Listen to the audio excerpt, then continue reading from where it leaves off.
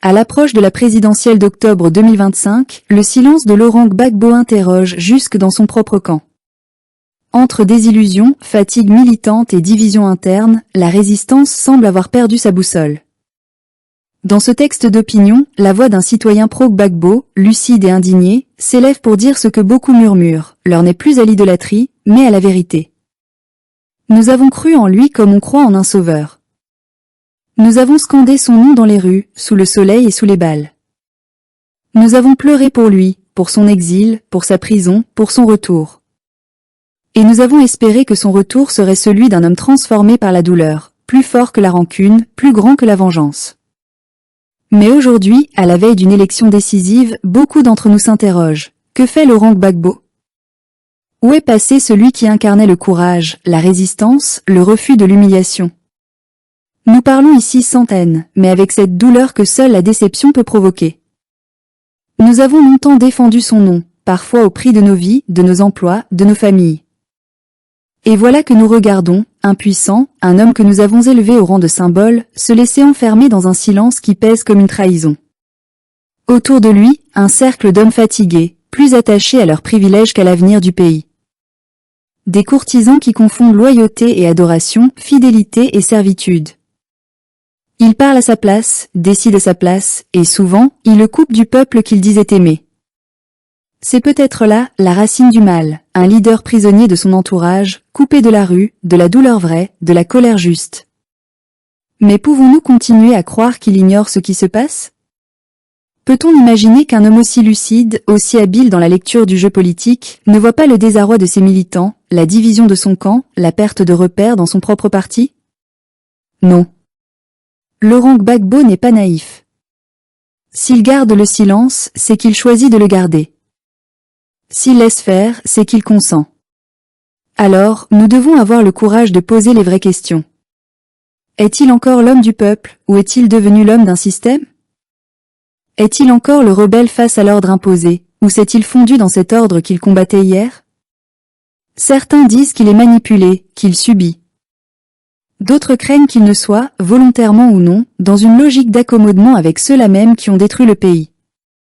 Car, soyons honnêtes, depuis son retour, qu'a fait le président Gbagbo pour canaliser la colère de son peuple? Qu'a-t-il dit face à ce 4e mandat qui menace la démocratie? Pourquoi ce silence quand le pays s'enflamme à nouveau? Ce mutisme, à ce stade, n'est plus prudence, il devient complicité. Et cette complicité, même tacite, interroge. Nous ne demandons pas qu'il descende dans la rue, qu'il crie ou qu'il provoque. Nous demandons simplement qu'il parle, qu'il éclaire, qu'il assume ce rôle historique qui lui revient. Car on ne peut pas prétendre aimer son peuple et se taire quand ce peuple souffre. On ne peut pas se dire père de la résistance et se réfugier dans le confort du silence pendant que les enfants de cette résistance se divisent et s'épuisent. Le plus douloureux, c'est que ce silence profite à un seul homme, Alassane Ouattara. Oui, pendant que les anciens camarades se déchirent, que les pro-Gbagbo s'accusent, que les militants du PPACI se replient dans leurs querelles internes, le pouvoir, lui, avance tranquillement vers son 4e mandat. Et ce mandat ne tombera pas du ciel, il se nourrit de notre désunion, de nos rancunes, de nos peurs. Certains murmurent que Gbagbo ne veut pas de la victoire d'un autre que lui. Qu'il préfère la chute commune plutôt que la relève. Si cela est vrai, alors il trahit non seulement ses compagnons, mais toute une génération d'Africains qui ont vu en lui l'incarnation de la souveraineté et du courage politique.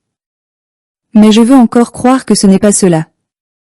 Je veux croire qu'il a simplement perdu le fil, qu'il s'est laissé enfermer dans un système qu'il ne contrôle plus, entouré de gens qui lui cachent la vérité, qui l'endormissent au nom de sa gloire passée. Mais le temps presse.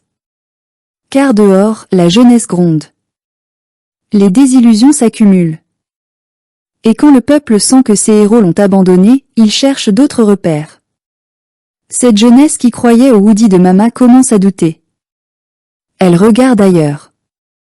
Elle écoute Simone Gbagbo, Blé Goudé, d'autres voix qui, même si elles dérangent, ont au moins le courage de parler. C'est là que se joue la véritable tragédie, non pas dans la trahison d'un homme, mais dans l'agonie d'un espoir. Car si Laurent Gbagbo reste muet, si son parti reste enfermé dans les intrigues, alors le PPACI ne sera bientôt plus qu'un souvenir, une relique d'un temps révolu. L'histoire ne s'écrit pas avec la nostalgie, elle s'écrit avec le courage du présent. Et au-delà du pays, au-delà de la politique, il y a aussi ce regard du monde. Car le silence de Gbagbo arrange beaucoup de puissances étrangères. Un peuple ivoirien divisé, c'est une Afrique affaiblie. Une opposition qui s'entre-déchire, c'est une main libre pour ceux qui veulent continuer à contrôler nos ressources, nos dirigeants, nos consciences. Oui, la géopolitique se glisse dans nos querelles. Et ceux qui tirent les ficelles savent très bien que, sans une voix forte et unie, nous ne serons jamais libres. Alors non, nous ne voulons pas croire que Laurent Gbagbo joue ce jeu. Nous voulons croire qu'il se relèvera, qu'il parlera, qu'il agira. Mais s'il ne le fait pas, nous continuerons sans lui. Car la Côte d'Ivoire ne peut plus attendre un homme. Elle doit désormais compter sur elle-même. Nous l'avons aimé, nous l'avons suivi, mais nous ne pouvons pas nous renier.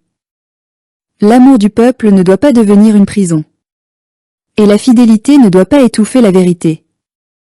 Si Laurent Gbagbo ne veut plus incarner cette flamme, alors d'autres la porteront. Mais cette flamme, quoi qu'il arrive, ne s'éteindra pas. Car elle n'appartient ni à un homme, ni à un parti. Elle appartient à la Côte d'Ivoire. À ce peuple debout, blessé, mais vivant. À cette jeunesse qui refuse de mourir en silence. Et à cette Afrique qui, tôt ou tard, reprendra sa voix. Oui, nous avons cru en Gbagbo. Mais aujourd'hui, nous croyons encore plus en nous-mêmes. Et c'est peut-être cela, la plus grande victoire qu'il nous ait laissée.